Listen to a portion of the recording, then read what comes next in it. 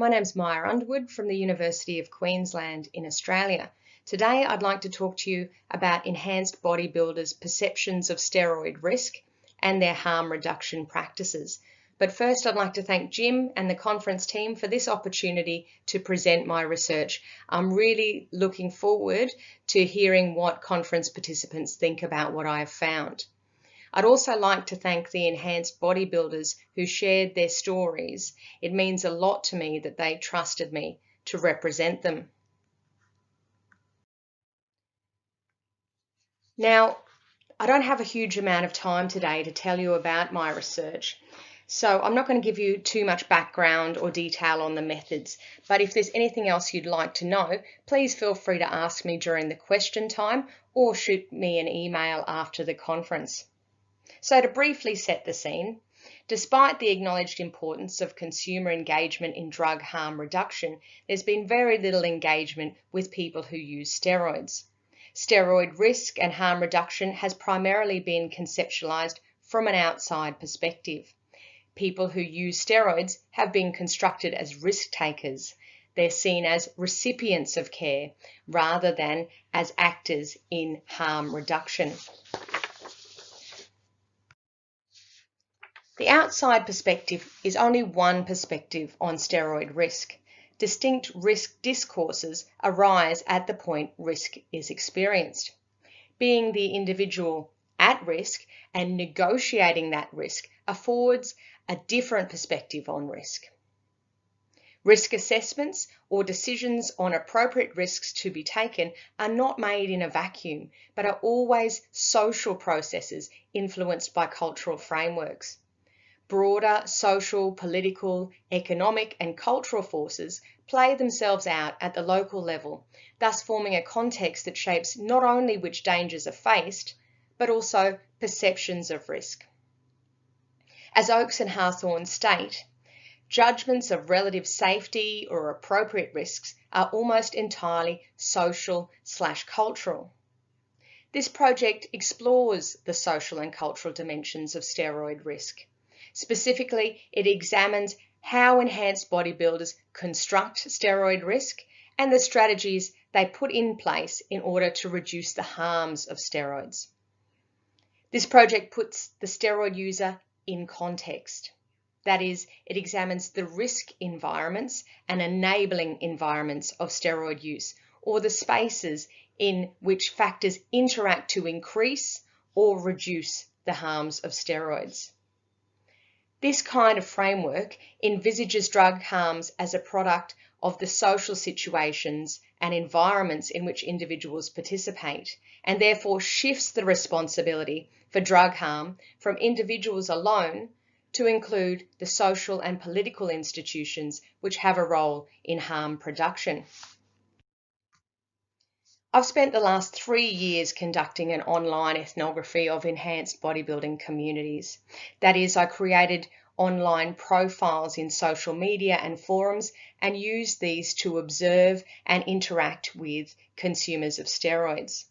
In so doing, I've interacted with hundreds of consumers and observed interactions between thousands.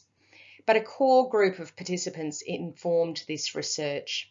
That is, in-depth interviews were conducted with 34 enhanced recreational bodybuilders who were recruited primarily through online interactions. And some demographic details of these individuals are made available on the slide. What I found was that there is a significant difference between how enhanced bodybuilders want to use steroids and how they actually use steroids.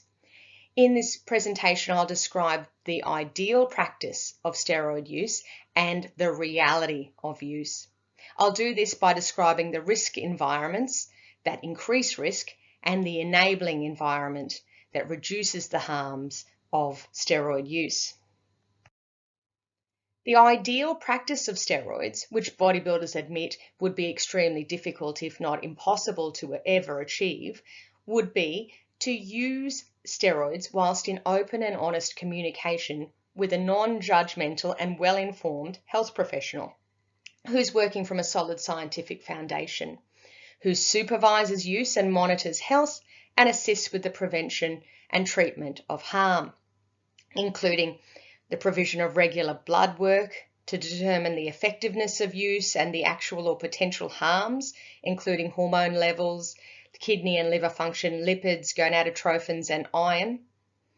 The ideal in practice includes the prevention or treatment of harm, including post-cycle therapies, aromatase inhibitors, and phlebotomy or bloodletting if necessary. While ideal practice includes these harm reduction strategies, there is much debate about when these harm reduction strategies should be performed. The legal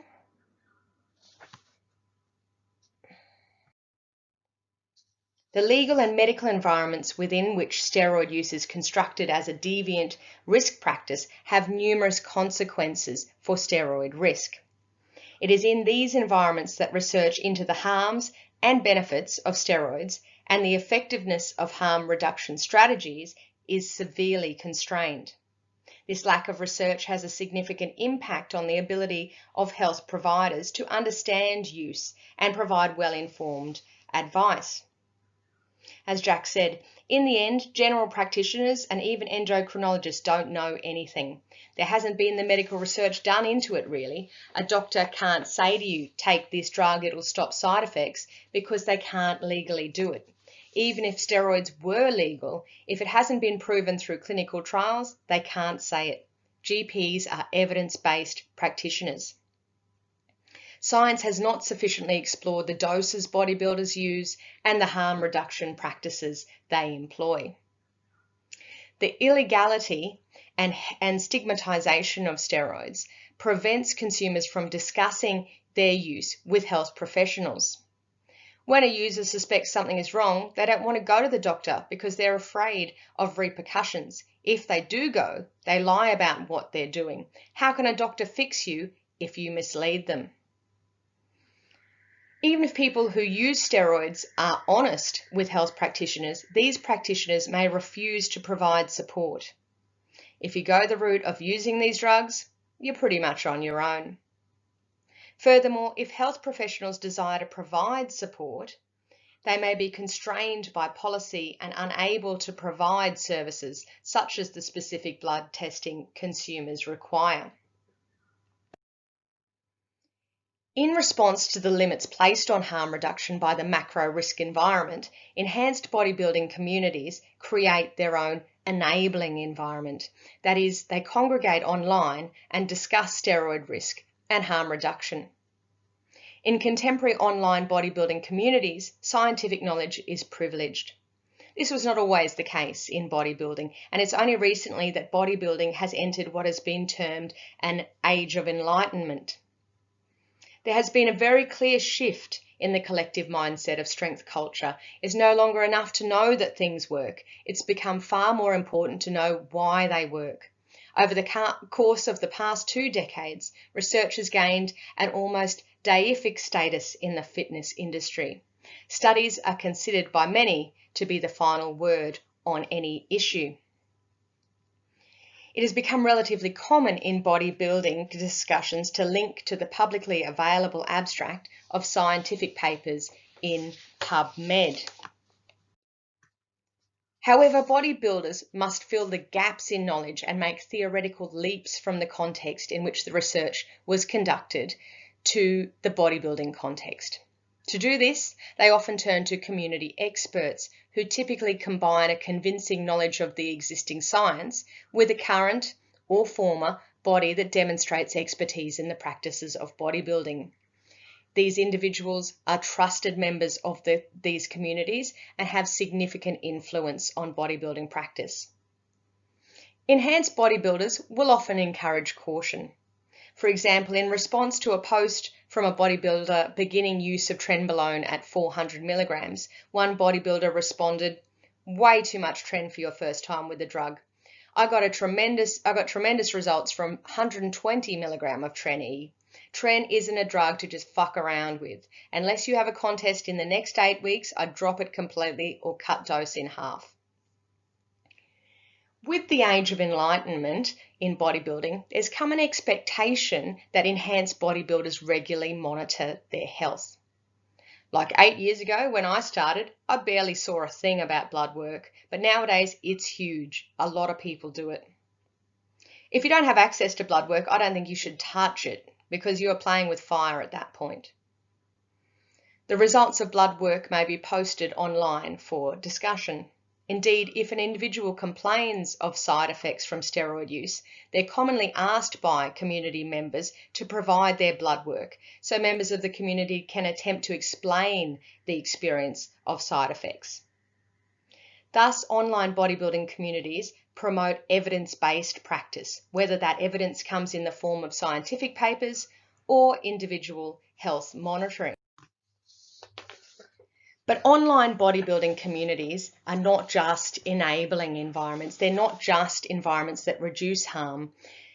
They are also risk environments. Numerous factors may result in enhanced bodybuilder harm reduction practice being less than ideal.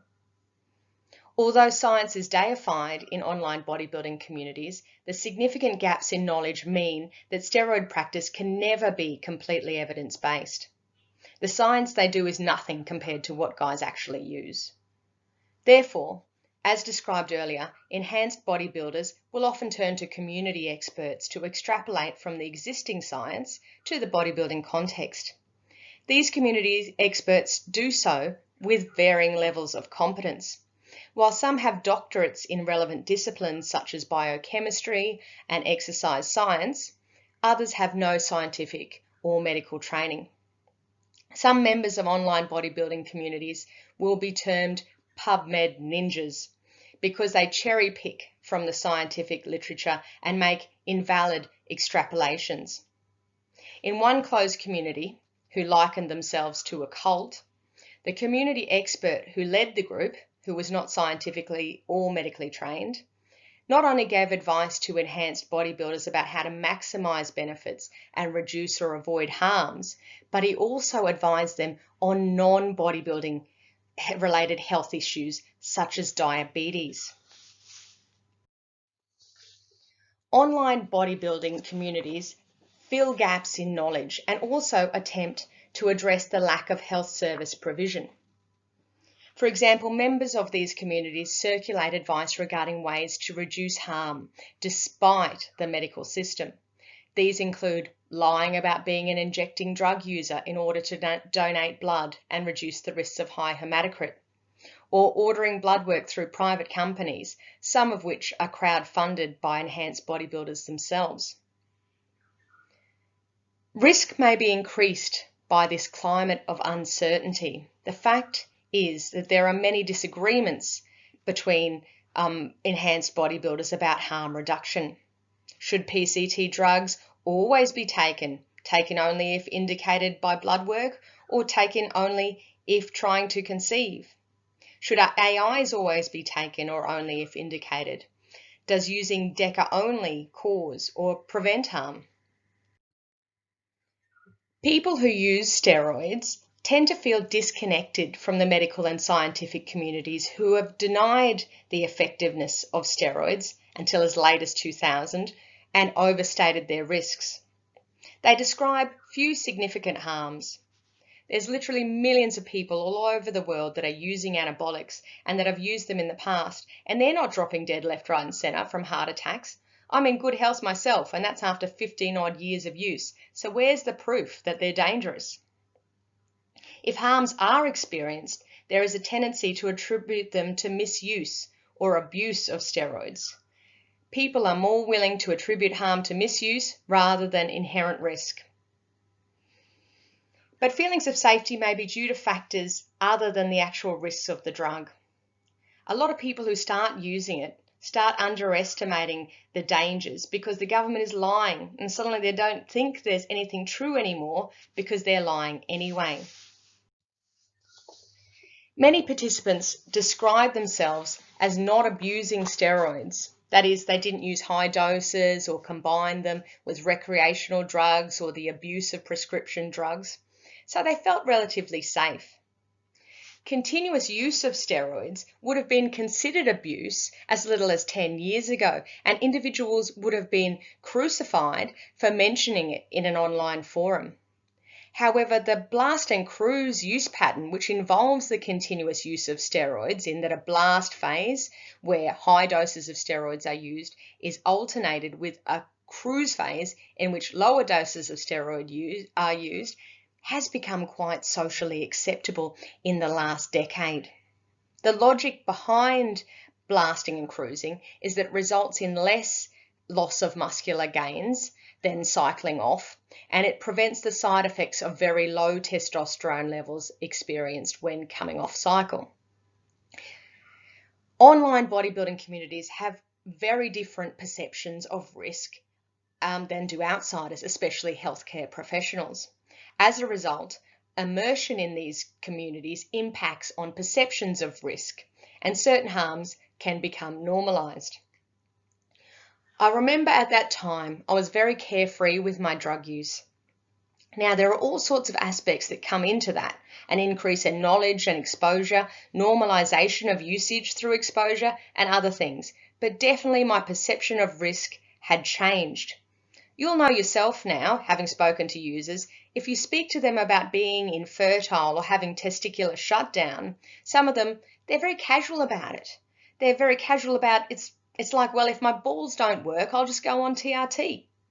But you speak to a non-fitness person or a non-user about the fact that they may now be drug dependent for the rest of their lives, and they'll be like, oh, fuck, shit, they'd be devastated. We do very much normalise problems. There's a significant discrepancy between how enhanced bodybuilders describe the ideal practice of steroids and the reality of steroid use. The ideal is evidence-based practice while being supported by knowledgeable healthcare professionals who assist them to reduce the harms of use. However, the macro risk environment, particularly the ways that the legal and medical systems construct steroid practice as deviant, constrains both understanding and support. Thus, it is left to enhanced bodybuilders themselves to fill the gaps in understanding and design their own harm reduction strategies. However, they're not typically trained to do so. Furthermore, because of the history of academic and medical practice, they tend not to trust those who are trained in these areas. Instead, they trust their own community to fulfill these roles. The result is steroid practice in an environment of uncertainty and disagreement. This is a long way from the evidence-based practice that they desire.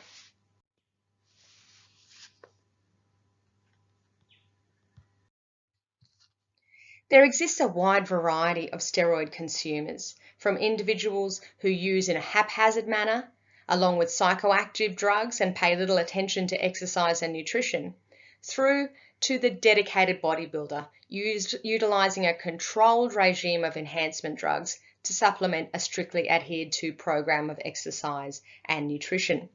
The participants in this study sit firmly in that latter category and may be best characterized as expert users. As such, they are the most risk-averse and health-conscious of steroid consumers. While these expert users are very vocal in online communities, they may be the minority of steroid consumers. However, they are extremely influential. Enabling environments tend to be discussed as places that outsiders construct for people who use drugs, for example, through interventions. But it's perhaps better to conceptualize enabling environments as not something we as outsiders and experts create for people, but as something people create for themselves. Therefore, our role as outsiders is to provide appropriate guidance. We cannot force others to share our views of risk. Rather, we need to understand what risk actually means to participants themselves so as to help create the conditions where risk reduction becomes possible. This paper raises many questions for future research, such as, are bodybuilders actually reducing or preventing harm when they use the strategies described in this paper? A registry of steroid consumers could be built to collect longitudinal data on their use and health. Given the turn towards scientific knowledge in recent years, I'm certain that many steroid consumers would desire to contribute to such research in order to provide an evidence base for steroid practice. This research suggests that harm reduction advice should not be told to enhanced bodybuilders, but rather discussed with them. Harm reduction may be something steroid consumers already do, so it's vital we first understand their practices and their rationales for performing them. But perhaps the most important implication of this study is the importance of trust when it comes to harm reduction. Trust has been found to play a vital role in decisions regarding risk-taking, especially in situations of uncertainty where trust can act as the equivalent of or substitute for knowledge. Given the environment of uncertainty and the disconnect between bodybuilders and outside perceptions of the risks of the bodybuilding lifestyle, it's hardly surprising that enhanced bodybuilders turn to individuals they trust, the community experts, for guidance in their risk decisions. But given the recent turn towards health monitoring and evidence-based practice, the time is ripe to build relationships between bodybuilders and the scientific and medical communities. By building trust, we can turn the two discourses of steroid harm reduction, the inside perspective and the outside perspective, into one discourse and thus maximise steroid harm reduction.